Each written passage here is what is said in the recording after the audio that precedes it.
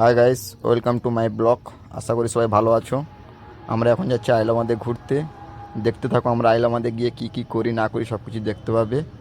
আমরা এখন আছি রাস্তায়, রাস্তাটা দেখো কি সুন্দর দেখতে লাগছে। এই তো ঠাকমা বসে আছে, শীতকালে রোদ পোহাচ্ছে। আমরা যাচ্ছি আইলামাদে, দেখবে কি করি না করি দেখতে হবে।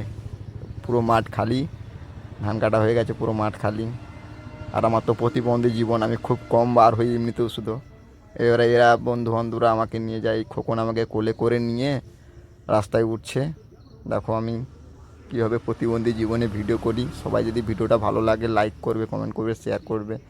সবাই ভিডিও দেখো, লাইক করবে, ভিডিওটা একটু বেশি বেশি করে দেবে বন্ধুরা। আর দেখো গোটা সবুজ, সুন্দরবনে এই একটাই জিনিস সুন্দর, এবং দেখতেও সুন্দর, সুন্দরবনটাও সুন্দর। এখানে চাইলে ফিস্টি করতেও আসতে পারো সবাই মিলে, খুব সুন্দর।